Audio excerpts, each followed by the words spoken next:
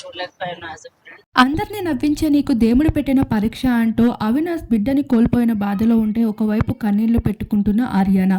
Big boss season 4 ద్వారా అవినాష్కి ఆర్యానా ఎంతగానో దగ్గరయింది. వీరిద్దరు ఫ్రెండ్షిప్ లవ్ ఎమోషన్ని చూసే ఆడియన్స్ కూడా వీరిద్దరూ రియల్ లైఫ్లో పెళ్లి చేసుకుంటే బాగుంటుంది అంటూ చాలా ఎక్స్పెక్ట్ చేశారు. కాకపోతే వీరిద్దరూ దారులు వేరంటూ అవినాష్ అయితే అనుజాని పెళ్లి చేసుకున్నారు. ఇక పెళ్ళైన ఏడాది పూర్తి చేసుకున్న తర్వాత ఇప్పుడు తన తండ్రి కాబోతున్నాడు. నెలలు నిండిన భార్య ఒక బిడ్డకి జన్మనిస్తుందనే ఆనందం కొన్ని క్షణాలు కూడా లేకుండా పోయేవి. నెలల నుండి డెలివరీకి వెళ్ళిన భార్య అయితే బిడ్డ ఇక లోకాన్ని విడిచి వెళ్ళిపోయిందనే వార్త తెలుసుకున్న అవినాష్ కుప్పకూలిపోయాడు. ఇక అనుజ సైతం కుప్పకూలిపోయి లేవలేని పరిస్థితుల్లో అయితే అనారోగ్యం పాలవడం జరిగింది.